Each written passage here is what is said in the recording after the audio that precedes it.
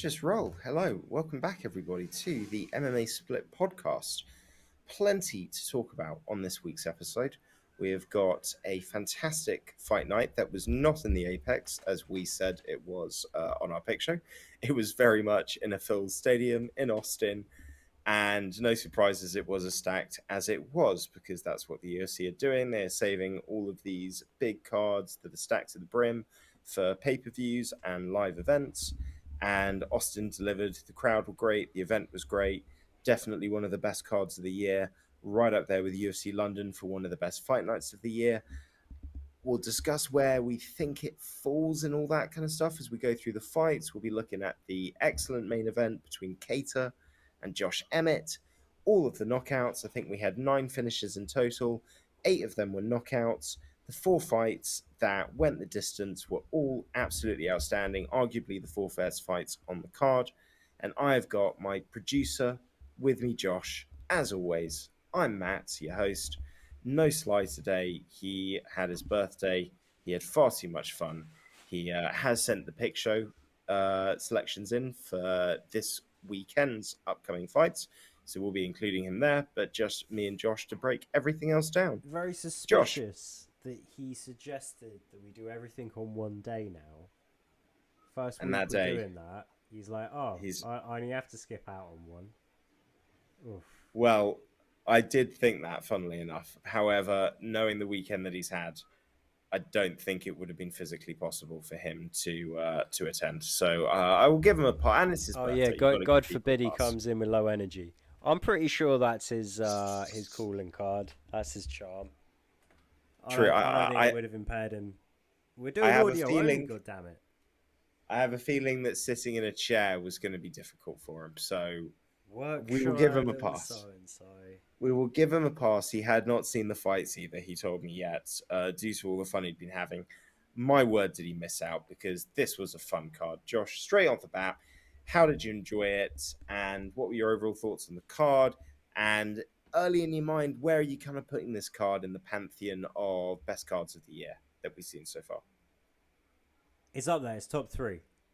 It's top 3. And Jesus Christ, we seem to be having a great month, because last week is in the top 3 as well. Yeah. Ridiculous. I'd say UFC London, Yeah. UFC Austin, and 275 are my 3 picks for best cards so far. Samesies.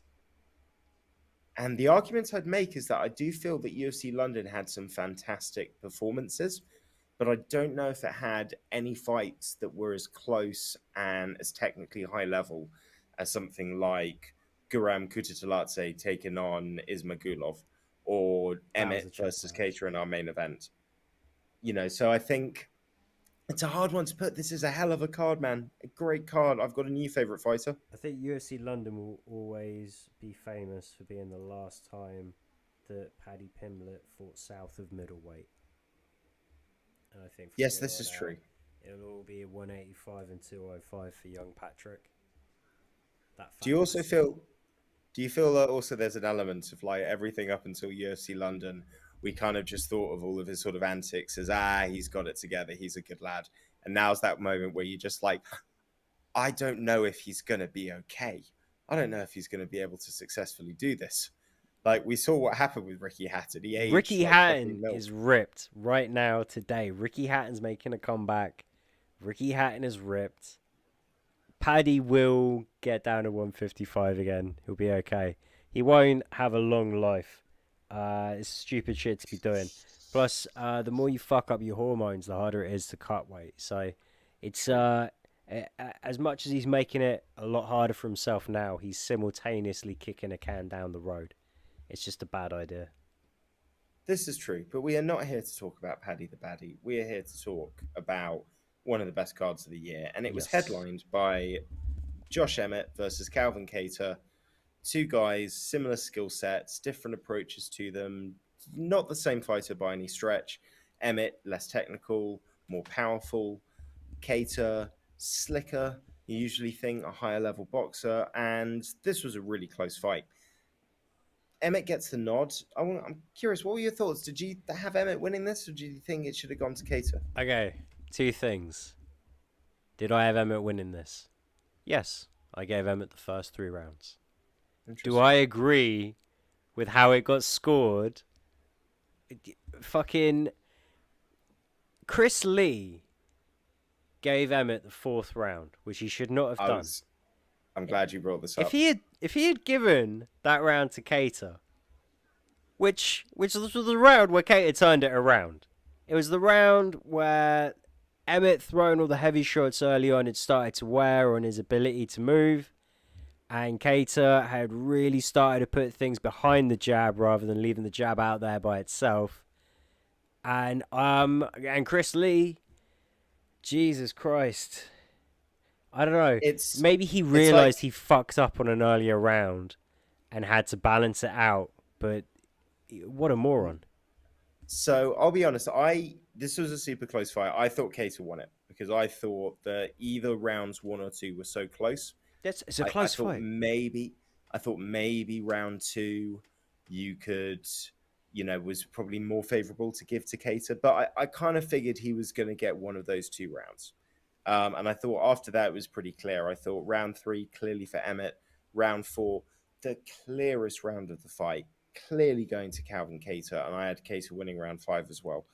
I don't disagree with Emmett winning the fight, but it's like you're looking at a kid's math homework, and he's got like 3 + 3 equaling 9, -4 making 2, and then a whole bunch of other maths, but he still somehow got to the right answer. And you're looking at this just being like, well, you got there, but the way that you got there makes this wrong. And that kind of left a bit of a bitter taste in my mouth, because if you think Kattar won the 2nd round, and 2 judges did, I don't see how you don't think he won the 4th round. It doesn't make a huge amount of sense to me. Yeah, and Chris Lee was one of those judges that gave him the 2nd. You give him the 2nd, you don't give him the 4th. Madness. Fuck it though. Let's just break down the fight. It was a close fight. It was a good fight. It was a fun fight, and for me, it really kind of pushed the idea that the judges really are starting to respond to what the updated scoring criteria is, because Calvin Kattar was really busy with that jab, and cut Emmett's eye open early. But really was just kind of throwing the jab and not much else, being very respectful of the power coming back, and not really looking to counter Emmett when he was rushing forward. Emmett, on the other hand, very patient when Kattar was coming forward, which did mean he ate that jab a fair bit. But any time the distance got too long, instantly just rushing in, just jumping in with that looping left hook, or just throwing that naked overhand right, sometimes throwing both in quick succession, just trying to close the distance. And on the rare occasions that he did hit, he was moving Kattar, even when he caught him on the guard. He was throwing the damaging shots when he landed. Kattar was just kind of keeping busy with the jab, and that was the way I sort of saw the first 3 rounds playing out, Matt. Like, how did you feel with the opening frames? So yeah, I'll tell you what I thought Emmett is doing and did, and later in his career has done very well, which is that for a 37-year-old guy, he stays patient and he knows what his skill set is. He knows he's not going to outskill a lot of these guys who have got, good kickboxing backgrounds, good boxing backgrounds. But he knows he's got that nuclear option, and he's willing to stay patient and look for the moment to land that nuclear option. And I agree with you. I think Kattar, listen, I still had him winning at least one of the first 2 rounds, but I do think for those first 3, he was very tentative. He was very worried about getting hit with anything hard. And Emmett was willing to explode. And I think he created big moments in those first 3 rounds that if you're going to give him the fight, and let's just ignore this judge and say if you say Emmett won, he won the first 3 rounds.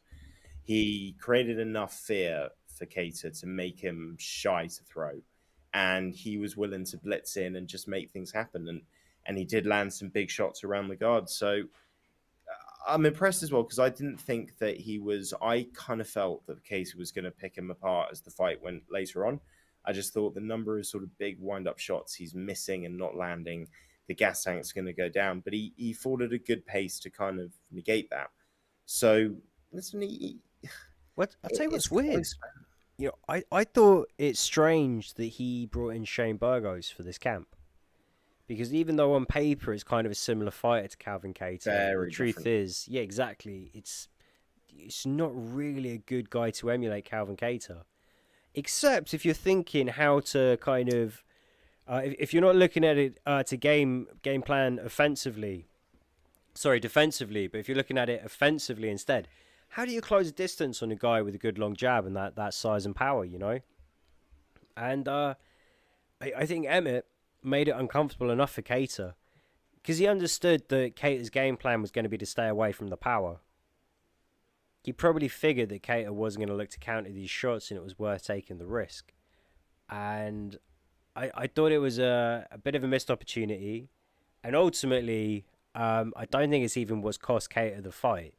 What's cost Kattar the fight here is madness from one judge in the fourth round.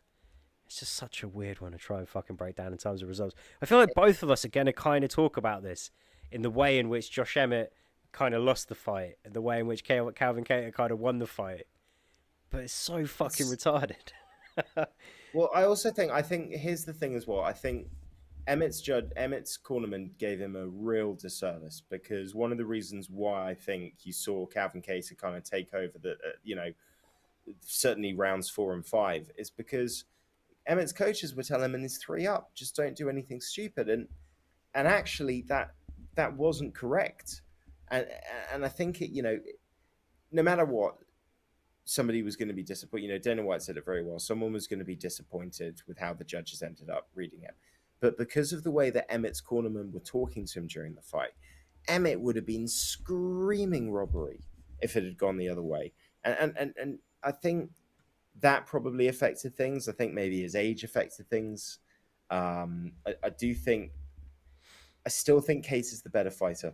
I think it just took him a while to kind of be able to establish that. The biggest mistake I think he made is where were the kicks?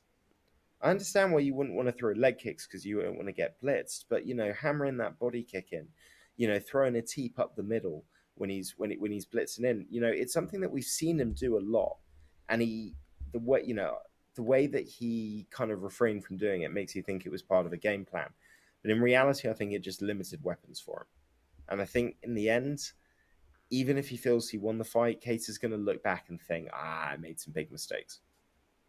Yeah, I think also really, the judges have been slow to kind of respond to the updated scoring criteria.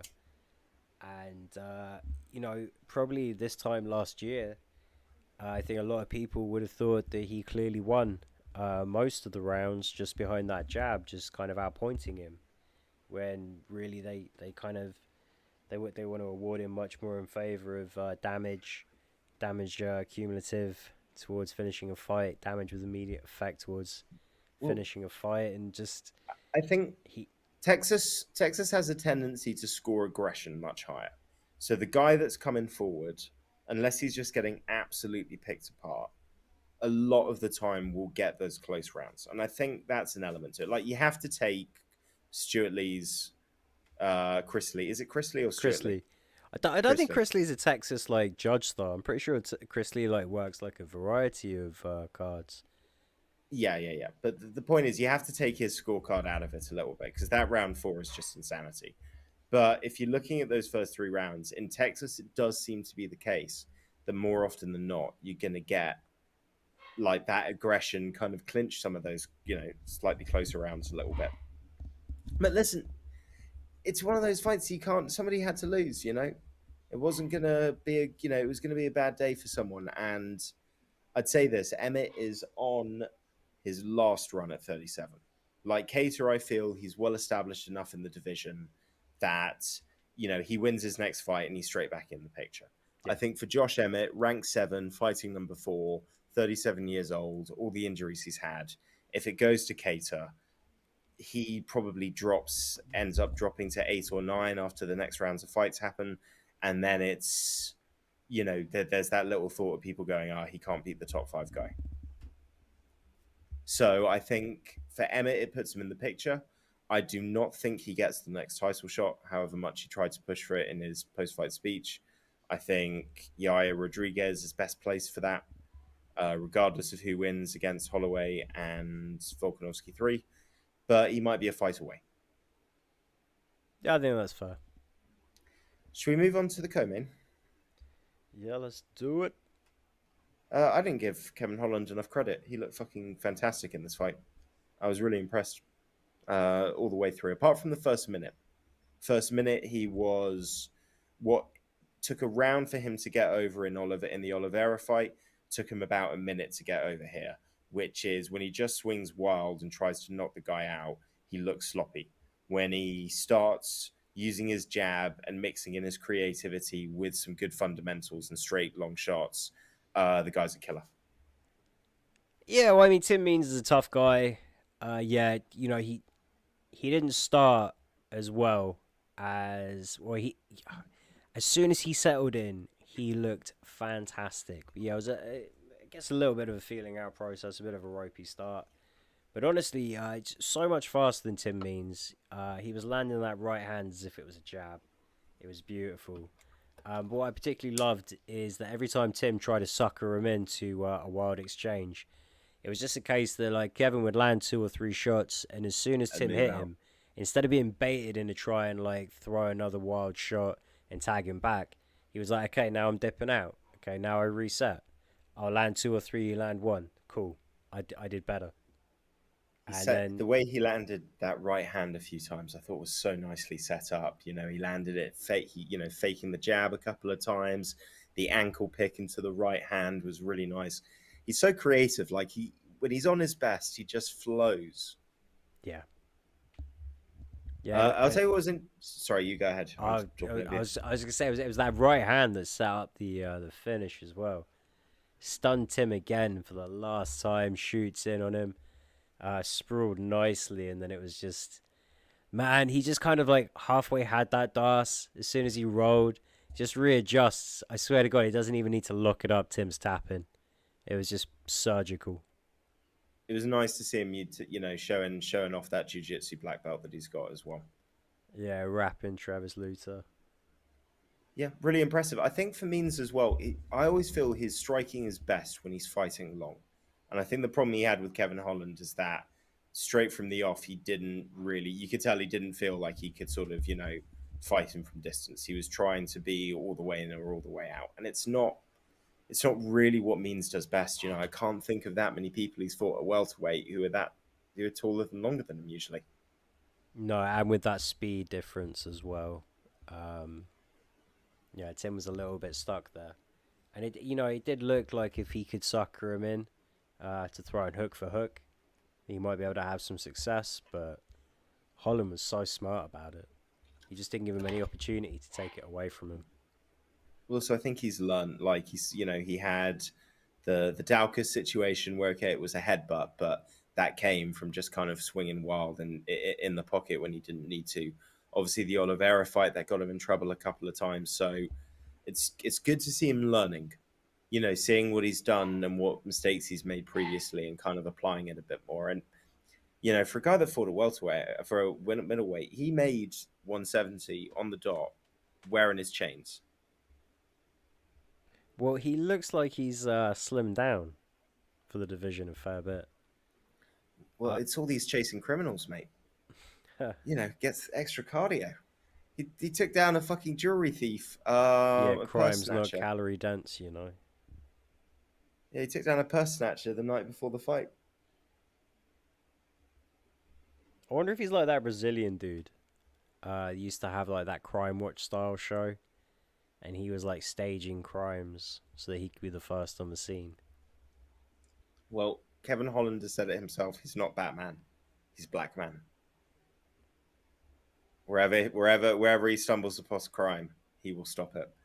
And I think it's a great fucking story, man. I love Kevin Holland. I love his personality. I love everything about the way that he fights at the moment. I love him down at welterweight. I do not want to see him fight Sean Brady. I think Randy Brown is being suggested. I think that'd be a way more interesting fight, way more fun fight.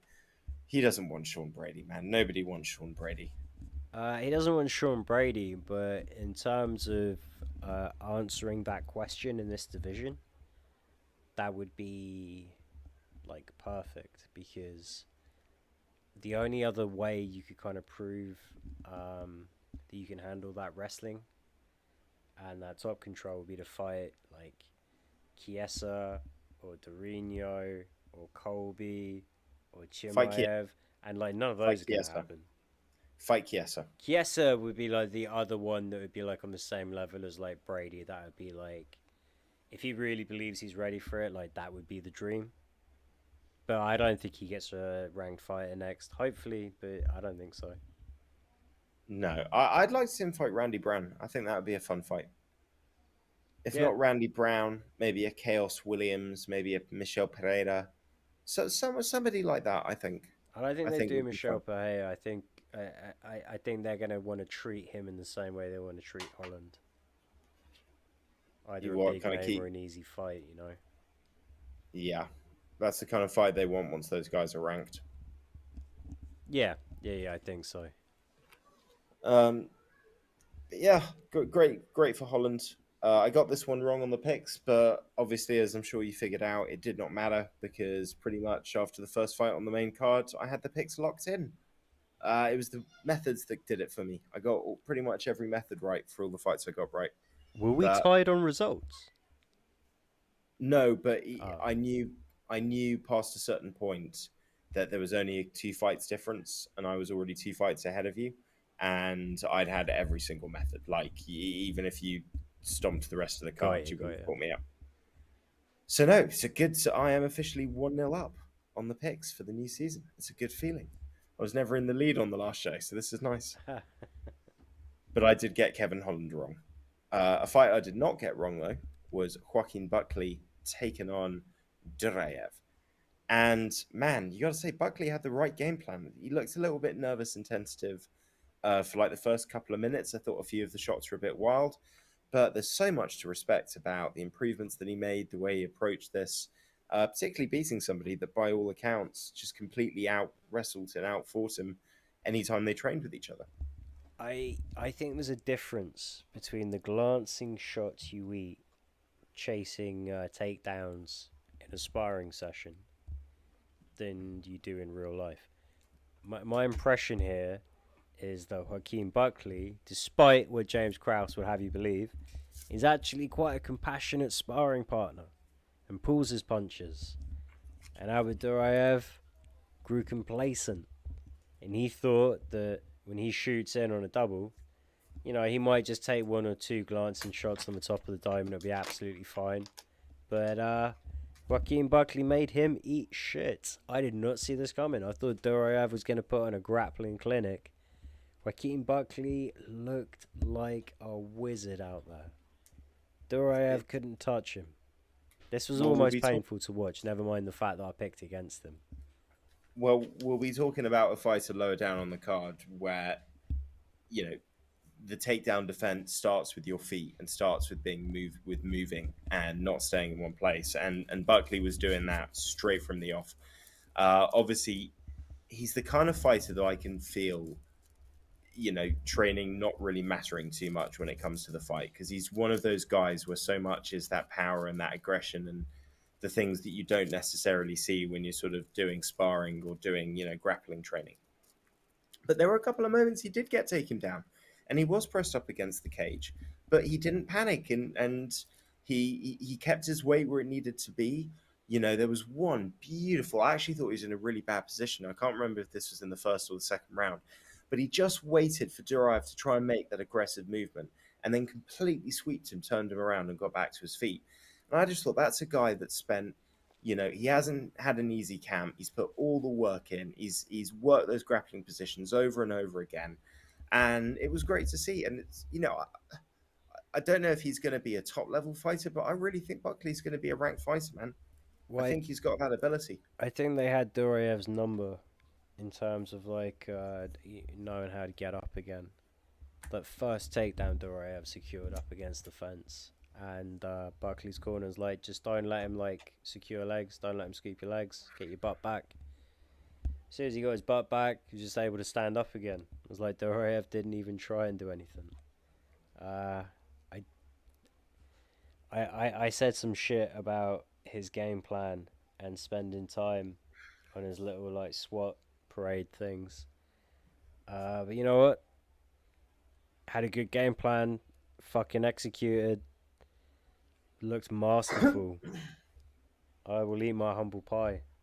I agree with you, Matt. Maybe Joaquin Buckley really starting to settle into being a top tier UFC fighter and put it together, you know? Well, whatever he does with these Rust people, he is still training at a good gym. He's at the same gym as Chaos Williams, as Jamal Yeah. Hill. There's a couple of other guys in that mix as well.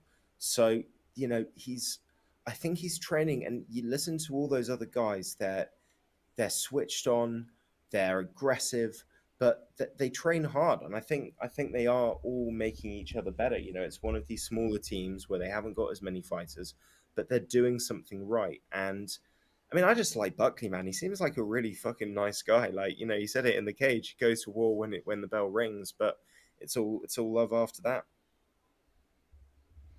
Oh, for sure. Um, I don't know how big a name he's gonna get next time out, but he has earned one. I tell you what else he's done. I think he needs to be on a pay-per-view card. Like that's the first time he's fought in front of fans in the UFC. That's crazy. He needs to be considered. I mean, I would Yeah, even say I don't know if he wants to go to London or Paris, but I'd want to see him on one of those cards, or maybe a pay-per-view later in the year. he did call for London, didn't he? I think he called for London. Somebody got. I can't remember. I Somebody think said. I think a few fighters called for London. Yeah, there was a few, but he'd be one. Maybe you want to save him for a pay-per-view though, because I think he's a draw. People want to see him fight. He's exciting. He gets finishes. Maybe, but I think people saw UFC London and they were like, "Get me out in front of that fucking crowd, please." This is true. This is true. Either way, I'm in for his next fight. I'm excited. Let's talk about the most technical fight on the card. Are you ready for that? Oh, for sure. Um, this is a fucking great fight, man. Kutatsiladze's grappling is way better than I thought it was going to be. Ismagulov's striking is a lot better than I've ever given him credit for. I was really impressed. This was so close, so high level. If you tell me that the knee landed illegally in the third round, I will accept that Ismagulov won the fight. If you don't say that knee lands illegally, I think Guram swings that round. Yeah, I think that was a critical stand up, and it was a mistake. That It's it fucking. it's very clearly a legal knee. Like his It's knee wait, makes hang on a sec. contact with his It's clear on the chest. replay. Yeah, after It's clear that, on the replay. his leg does catch his head, but it's the same as like Anderson Silva against Chael Sonnen.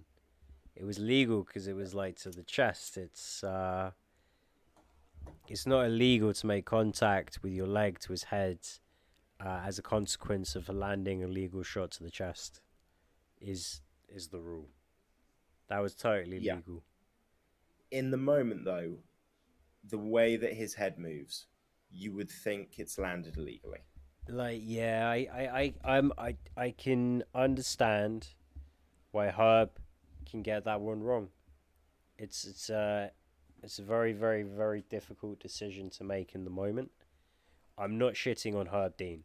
I'm just saying that unfortunately that moment very well could have made the difference in that third round. Because I think Kutataladze takes the first round.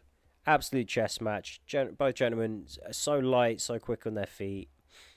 But Kutataladze was just a little ahead in all facets of the game in the first round. Second round, Ismagulov gets his jab going, has a lot more success. Second round definitely goes for Ismagulov. And then third round is very fucking close. And I think it's kind of just leaning towards Ismagulov. If Kutataladze can land some more heavy shots across those last 13, 12 seconds, however long it was supposed to be left in the round, probably could He swing it. clinches it. Yeah. He swings it. Sounds stupid to say, but it really was that close. Well, here's the good news. It's the same as when Guram fought Gamrot. It is not going to make a lick of difference to these guys' careers. You hope, but that is like he's 1-2 in the UFC now, right? No, he's 1-1. He's only had 2 fights in the UFC. I thought this was his third. No, it's his second. Sure, it's his second. because he beat Gamros and then he had loads of injuries. Hasn't fought in like a year and a half. All right, fair enough then. So yeah, these guys are like, and look at the people Guram's had to fight. He's had to fight Gamrot, who's already ranked, lost to him, and then while Guram's been injured, he's obviously gone on and got some big wins together and shown everybody who he is. You've got Ismagulov. These guys aren't even ranked. You know what I mean? Oh I mean, yeah, it's insane. Like, that's got to be one of the hardest unranked double salvos to enter your UFC career. And you're 1-1, but you're not 1-1 against unranked fighters. You're 1-1 against potential future title contenders. yeah. This it's not like you go Ismagulov is clearly number 16. Ismagulov's that guy where you're like, well, he's not ranked now, but it's only because journalists are fucking bitches. Or he like it's not even really journalists that make up the UFC ranking committee. Yeah, I've read the articles on what a mess their selection group are, but It's time. Sometimes it's time. Like, Guram's had one fight before this. Like, he's clearly at that level. It doesn't matter what the ranking is. You can see with your eyes that these guys are of an ability level that is going to get them into that top four. They just need the right fights to get there. oh yeah, like if this wasn't on the main card of a fight night, if this was the prelims of a pay-per-view, we would be for sure doing like a feature breakdown on it.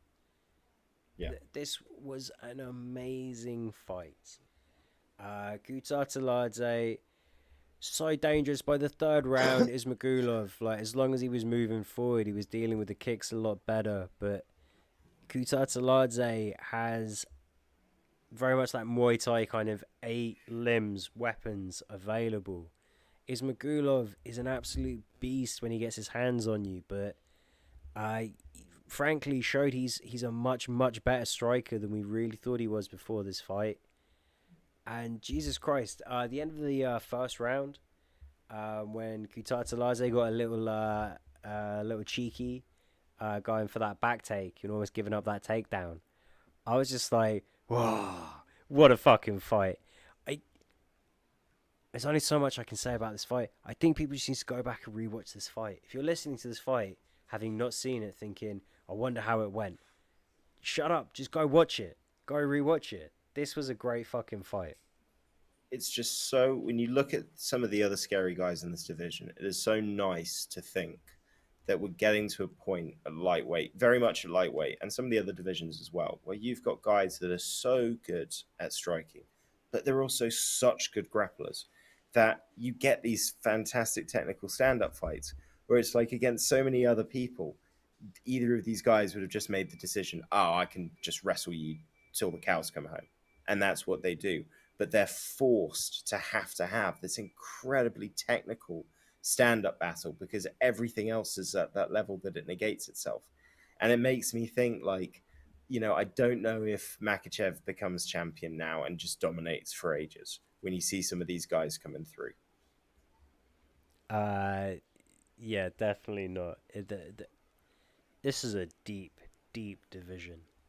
These guys don't better. even have numbers next to their goddamn names. Insane. It's insane. It's insane. Best fight of technically not the most exciting fight because obviously that goes to the main event, but certainly the best fight in terms of ability on this card, because some of these fights, as we will get to, were a little one-sided. Should we move down to a couple of these one-sided beatdowns? Yeah, this was fun. We predicted this one, mate. I love Julian Marquez. He's had, two great wins. I like Julian Marquez. He's had two great good wins since coming back from his injuries. But in reality, they're against a guy that I don't think's in the UFC anymore, and a guy that is only in the... good. He is good. He is good. And the other guy being Sam Alvey, where he's still in the UFC, and we fucking love him for it. Good. And that's a great thing. He's definitely got some dirt on Dana White. He lives in a pineapple under the sea. This is true. The person who does not live in a pineapple under the sea is RoboCop. He lives in a dystopian future, and he takes you dead or alive. You're coming with him. RoboCop looked fucking sensational here. I mean, the guy is just so scary. Jesus Christ. Even the shots that land on the guard fucking moved Marquez. They moved him. Do you Like, know what the not scariest? quite a stumble, Go but ahead. it was a shit. I'm getting the fuck out of the way of that. Like, ah, Dude, go on. the scariest part for me, he's absolutely destroying him on the feet. But the moment where he jumped his back and got the double hooks in while Marquez was standing up was the moment I was just like, oh God, we're not even in his wheelhouse. Yeah. Like, yeah, you know what I mean? Like, this could be way worse if this gets to the ground. He's got that in his locker. And let's be honest, for a 205er, so was this 185 or 205? 185. Okay, for a 185er, he probably weighed above 200 pounds. To be able to jump and get double hooks in on somebody standing like that, that is a high fucking level jiu-jitsu grappler. I would say both of these gentlemen were north of 210 on Saturday. Yeah. That would be my educated guess. It's Marquez was a bit stiff. You know, Robocop's not the most flexible guy, but he looks solid. He's got that nice high guard, good fundamentals. Well, eating shit will Marquez, do that to you, you know? He got I, hit early, did not true. like it. That right hand from Rodriguez was devastating, and it landed just far too often. Marquez just looked dazed. He was lacking confidence, and I thought the finishing sequence was needlessly long. Put him out of his misery. Mate, we'll be talking. We've taken a bit of a step back in terms of the earlier finish. Fighter safety is not high on Austin, Texas's list of cares or needs. I'll tell you what I think the factor was here is Marquez was giving every signal, but he still wanted to be in that fight. I mean, fuck that guy. No, again, I understand why it happens, but like, it didn't need to. Just didn't need to. No, but the thing is listen, there were moments he could have just shelled up and the fight would have been over. There were like 2 or 3 moments he fought to get back to his feet. He ate the punches. He was swinging back. The guy was trying to win that fight. And he believes in himself because the Pitolo fight, he was getting annihilated for 2 rounds. So he believes that he can turn things around. That's true. I mean, I've just looked at my notes and I literally wrote down. And this really made me think about it. Probably could have stopped it after the second knockdown. Overall, no complaints with the finish. But I'm like, it was that bad though. It was after the second knockdown that it started to get really ugly. And you're like... The thing is that he was wobbly, but he didn't look like he was gone. You know what I mean? His eyes were still there. He was looking at his opponent. And, you know, I've heard there are obviously different referees have different approaches, but Mark Goddard's talked about this a lot. He is looking for fighters to show them that they are still trying to be in the fight. And there's certain things, it's not so much a fight back thing, but it's show me that you are still making the right decisions. And I felt that Marquez was constantly trying to do the right thing. He wasn't looking like a guy that was just completely just out on his feet until that last fucking shot landed. I'm all right with it overall. I'm just saying, you know, the days of the Frankie Edgar comeback are gone. But yeah, this one wasn't that bad. But you wouldn't have had a problem with the ref waving it off after the second knockdown. No, but Marquez would have stood up and he would have complained about it. And we wouldn't have taken him seriously. True. Well, let's talk about a guy that did complain. This was satisfying. That was... Listen, I'm going to just say this.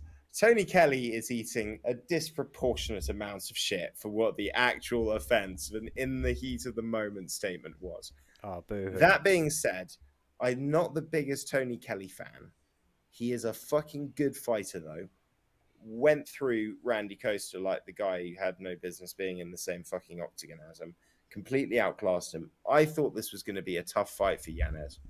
And fuck me, does this guy just radiate star quality. I mean, he fights exactly like Masvidal. It's the only thing I kept thinking, like, he looks like Masvidal. And there's so many little things that he does. The guard is the same. He has the same little sort of bounce up and down movement. The way that he feints, the way that he catches the kick and throws the hook straight afterwards. It's ridiculous how many things this guy does. So similar to Masvidal, except I think he's a little bit more technical, and I haven't seen him really be put on his arse or taken down yet. He's a lot faster too. Well, he's a smaller weight. No. Relative to his weight class, he is a lot faster. Yeah, that is true. This was just, I know he ate some shots, but nothing was eaten particularly clean. He had the guard up every time. He's got that proper boxing guard defense where the chin is down constantly, and he just put a clinic on a good fighter. Yeah, the speed and power was just too much for Kelly. I do think it was great instincts, but also good patience from Yanez in the finish. Didn't rush it, just kept Kelly frustrated, and just when the moment was right, just closed in and took it. Beautiful. Everything was done perfectly. It was like he did what Calvin Kattar was trying to do and took him about 4 rounds to do. Took Yanez about a minute and a half of just throwing that jab, feinting that right, looking for the perfect moment, defensively responsible, keeping the pressure on, making him pay every time he threw a kick with those fucking check hooks, and then, wobbled him again, finished him. It was clinical. It was perfect. The fact that there was all the hype, there was all the negative animosity. He's in front of his home fans. There were so many things that could have thrown him off his mental game, and he just looked 10 out of 10. 10 out of 10. I mean, we talk about lightweight being a deep division. Fucking hell, bantamweight. This is another guy who's not ranked. Yeah, he will be soon, though. Yeah. And he's got a style that I think will give a lot of guys problems. The question for me is, how does he handle somebody that's mixing more takedowns in? Because he's fought a lot of strikers. Randy Costa, striker. Davey Grant, striker. Tony Kelly can wrestle, but likes to do his work standing up. So I think that would be the big test for him. But, I mean, I'd like to see the Sean O'Malley fight. I think that would be a lot of fun. I don't think O'Malley would take that fight. That would be a lot of fun, though. Top performance. Kind of glad this was on the main card, but it would have been a great feature fight on the prelims as well. I'll say this about Tony Kelly. He played the bad guy well, but he was a bitch at the end. Trying to say that he wasn't out and that the stoppage was early is delusional. The stoppage was late, my friend. That stoppage was late. Yeah. Again, that could have been stopped before he'd really been dropped, and Yanez was acrobatically just finding his chin, just skipping over him as he rolled backwards into eventual unconsciousness. That was a late stoppage. He was about to eat about 4 or 5 hammer fists that would have 100% knocked him fully unconscious. So, the ref saved him. Although the ref did kick him in the back of the head in the process of pushing Yanez off. I don't know if you saw that. I didn't. I'm okay with it. Yeah, top performance. Tough night for Tony Kelly. He's had a rough old time recently. He needs a publicist. He needs a PR person. He needs something to turn it all around for him. He'll get on a little win streak. He'll learn to keep his mouth shut. He's a good fighter. He'll have a number next to his name eventually. This is true. Well, that was the main card, but if you think that the prelims did not fucking deliver 100%, you'd be sorely mistaken. Because and we need to go quick through these as well. I know. I want to spend 2 minutes talking about my new favorite fighter. Okay, yeah, we can for this one. That's fair enough. Jasmine Yadavisius, wrestling silver medalist, 7-1, loads of hype behind her name, taking on a debutante that hadn't fought in 3 years. Quite impressive that she had a 12-5 record, 17 fights up until the age of 22. Clearly learning on the job. Clearly has spent 3 years working her fucking arse off, because everyone was talking about her saying, she's really just an armbar specialist. And it reminded me so much of Nick Diaz versus Robbie Lawler, when he gives that interview, and the guy's like, yeah, because you're not a knockout guy. And he's like, how do you know that? It's like, well, that's what it says. And fucking hell, if you think this girl is just about arm bars, you are sorely mistaken, because she demolished Jasmine Yadavisius. It was a masterclass. It was perfect. Everything was perfect. She beat her in every aspect of the game. She styled on her. The kicks, the counter rights. I mean, I've never seen a fighter I've never heard of before just look that spectacular in a women's debut. It was amazing. I mean, like it's not watching a man hyperbole. best. It's not an exaggeration at all. You give her the right next two opponents. If the next girl and the girl after that are the right two girls, and she can do that again, then she is Shevchenko ready. She needs a big name next, because this was fucking phenomenal. She had a silver medalist level wrestler on her, pressed against the cage on 3 occasions.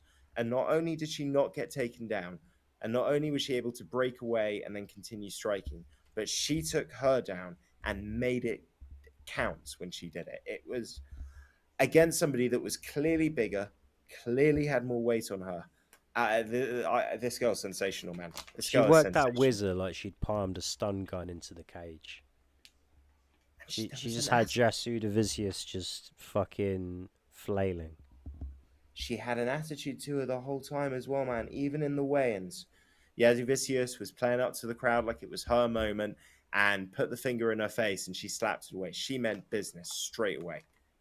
And she was not booked to do that. She was booked for this fight to be an extra girl, lose this fight so they can hype up this Yasmin girl. No fucking chance. She didn't let it happen. Yeah, her kicking game, her wrestling, her fucking grappling. Yeah, her agility, her athleticism, her movement. Masterclass. Yeah. Masterclass. And like, absolute masterclass. Yeah, you have to see her against the right opponent, because if she is that good against everyone, then she is Shevchenko ready. Dude, you can see the difference in level. We had a very entertaining girl fight lower down on these prelims, but the level of quality and skill and technique between those two girls and what this fucking Natalia Silva girl showed, it's not even the same sport. No, this was the biggest mismatch on the card. In a fight that she was the underdog for. I mean, this is why you love MMA. This is why you love it. Girl you've never heard of, hasn't fought in 3 years, comes in and just shows everybody who's boss. Yeah, shit, this is why you need to watch jungle fights. I don't even know where to go to watch jungle fights. I do not either. I mean, online. Obviously, you go to Brazil, but online, where do you go? Natalia Silva, you are now my new favorite fighter. I am so excited for women's flyweight. It is becoming a good division, and it's becoming an exciting division. And I am so looking forward to the matchups that we're going to be seeing in the future. That being said, we've got a lot of fights to run through in a short amount of time. So let's talk about your boy, Court McGee. He's never been knocked out before Saturday. No, he looked to be measuring the distance quite well. Really well. Man, that left hook was so fucking long. Like, the longer your hook gets, like, the further down your thumb drops. That was like thumb down long. That was Roman Emperor giving the big old thumbs down, let that gladiator die, send Court McGee to the shadow realm. That was a fast, long, wicked hook. Go on, Matt. Little fact for you. So Gladiator has made everyone remember this wrong. And because of our association of the thumbs up being a positive thing, we assume that when they did the thumbs up meant live, thumbs down meant die. But it didn't. Thumbs down meant you put the spear ahead of your weapon down and do not kill him. Thumbs up meant you lift the spear up to his head and kill him. It was actually the opposite way around. Did you just shit all over my poetic word smithery? No, I just corrected it with one of those misknown facts. You ruined No, it. I added an extra bit of fact. You It's like one of those popular misconceptions. It's like movie quotes that people remember wrong. Luke, I am your father. It's not what he said. He said, "No, I am your father." He never said his name first. That's fun. That's the fun. Spoiler alert. Spoiler alert if you haven't seen Star Wars. Yeah, Darth Vader is Luke's dad. Yeah. And as we learn in the prequels, actually quite a whiny little shit. But He's that's also not Anakin. There's nothing he won't ruin. This is true. That was a separate spoiler. Do you reckon anyone watches the original? Do you reckon anyone watches them in the order they were made? They should, but I think most people, if they were approaching it, would watch the new ones first, and then it would completely ruin and make all of the plot holes really stand out in the sequel, in the original trilogy. Whereas if you watch the original trilogy first and then the prequels, you don't quite connect how many plot holes there are between the two because you're going back in time. Because the thing is, if you try to watch it in chronological or in like not in the order it was made in, but in like the what do you call it, the fucking diametric? Yeah, the chronological order. You're right. Within their world, you would have to watch a shit ton of very modern stuff and some also quite low budget stuff in between the prequel trilogy and the original trilogy. Because it stands out the difference in graphics and effects. But like the amount of shit like Clone Wars, Mandalorian, Book of Boba Fett, Solo, Rogue One. You know, like, and then you would watch the original trilogy. I don't know if that'd be a tough pill to swallow when really it should be some of the films you enjoy the most. It's not just that, what am I talking? We have no time, Matt. We have no. No, don't let me. I'm just going to say this. I'm just going to say this. The prequel trilogy was made to be expecting people to have watched the original trilogy first. The original trilogy has plot reveals and twists that you don't get the appreciation of if you watch the prequels first. And the prequels has nods to the original films, okay, which would only be appreciated if you see the original films first. You should watch them in the order that they're made because that's the order that they were intended to be seen. Yeah, that way you understand that before Jar Jar Binks, there were Ewoks. Yeah, and he doesn't feel as bad. And if you look up the theory that he was actually meant to be the Sith bad guy working with Palpatine, it makes episode 1 way more enjoyable. And I really wish that they committed with that storyline because that would have been sick as fuck. But that's neither here nor there. What is here nor there is that I thought that Jeremiah Wells looked fucking terrible until he landed that left hook. I thought he looked nervous. I thought he was overswinging. I thought he was just trying to land the big shot, which he did land, but he wasn't setting it up well at all. I did not think that this was a technically good performance. The guy has power, but really he's much more dangerous as a grappler. It's just that he's got heavy hands. And if you can be a heavy-handed wrestler that has submissions, it's not the end of the world. There's a lot you could do with that. If you can throw a left hook that fucking long, oh Jesus Christ, you might just go places. Yeah, this is true. But I felt bad for Court McGee. I thought from a fighter's perspective, he did all the right things. He just didn't expect that hook to be as long. And it caught him, and it landed, and it knocked him out. And that's the way it goes sometimes. Yeah, shit was weird. Ricardo Ramos had the best knockout of the night in terms of the knockout itself. Second time he's landed that spinning elbow. Sent Danny Chavez to cuckoo land on his feet, and then followed it up with a couple of other nice shots. This was a mismatch, man. He was probably looking for the wild finish a bit too much. Everything he was throwing was spinning attack pretty much. But Chavez was just sitting at that distance, though. He was very much inviting that kind of nonsense. He was getting very sloppy, and he was circling out as well. You know, every time he circled out to the right, he was a little sloppy with it. Ramos just made that quick little read, and yeah, it was there. I'm not saying he made it easy for him, but he made it possible. Yeah, Chavez just very much underwhelmed. He has looked better in other fights. I don't know if he's going to get another shot though.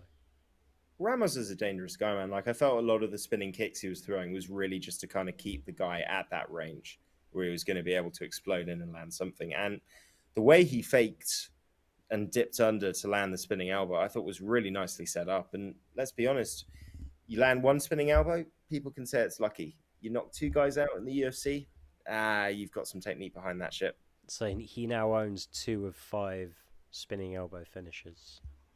Yeah, and that's what's. Do you know what else is crazy? Is I think 4 of them have all happened like in the last 4 years since his first one. I think you've got Paul Felder's was a little bit earlier, but it's him, it's Molly, it's him again, and it's Yuri Prochaska. Oh no shit. So yeah, it's a lot of them that have been very recent, which is very cool. Yeah. Well, I guess after a spinning elbow, it's a little bit of a like watch him like drop to the mat a little stunned. You know, I remember the John Jones on the American Psycho, Stephan Bonner. I don't know why I was blanking on his name.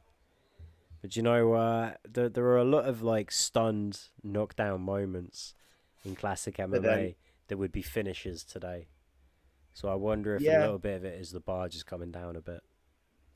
well, maybe, and I think that shot's been landed a lot more to set up the finishing sequence, but just hasn't been the finishing shot itself. Maybe is what they're referring to. Because I swear Paul Felder should have had like 3 just to his own. I think he's only credited with 1, but I'm pretty sure that's because the other couple he's landed, they wobbled the guy, but then he finished him off afterwards. But it's not considered a spinning elbow KO as of source. Yeah. Uh, we're not going to talk too much about Maria Oliveira versus Gloria DePalet. Listen, this was a fun fight. They went at it. I love Maria Oliveira's attitude. Pre-commentary, they said that she's called Spider Girl because she fights like Anderson Silva. She looks more like Wanderlei Silva than Anderson Silva to me, but not a technical fight at all. She had mental lapses, but when she was putting it together, she was in and out, landing in combination and impossible to hit. But I think it was just too much to keep in her head all at one time. She allowed De Paula back into this fight too often. Ultimately, it was a lot closer than it should have been. I didn't think that the striking was at a high level. If I'm honest, she won the fight. And I like her attitude. She came to fight. She made it fun, but I think technique wise, she's got a lot to work on, particularly at straw weights. Not a lot of high level strikers at straw weight. She'll get picked apart when she gets to anybody at a higher level if she fights like that. She needs to use her speed a lot better. Agreed. Cody Stamen showed why Eddie Wineland should be retiring, and I think he did retire, Yep, and he didn't give him an interview, which is fucking insulting considering that all of these fights ended in the first round. How the fuck do you not have time to give the guy a fucking retirement interview? Yeah, they really seem to be running behind the whole time, which was ridiculous. Frustrating, disrespectful. It's the direction the UFC is going in. Who else is getting shafted recently? Someone else is being made to fight out their contract. Jim Miller. Jim Miller's just being made to fight out his contract. No contract negotiations of any sort. Well, that's bullshit, and I don't like that at all. They have given people retirement speeches, though, that have accomplished less in MMA than Eddie Wineland has. And that's an issue to me. That's a big issue. But Cody Stamen needed this win. But I'll be honest, I think anybody would have gone through Eddie Wineland like that on Saturday. Yeah, it was a good finish. We all kind of predicted that Stamen was going to be a much better fighter. Eddie looked really old and really tired. His lateral movement was slow and just constantly buzzing in and out of Stamen's danger zones. Stamen barely had to think about it, just destroyed him. Yeah. So these last 2 fights, Phil Hawes massacred Deron Wynn. This was actually uncomfortable to watch. This was like watching an adult beat up a child. That's exactly what I said to Tom. It was like watching him beat up his son. It was fucking Darren uncomfortable. Wynn should be renamed Darren Lose, and he should be made to fight at featherweight.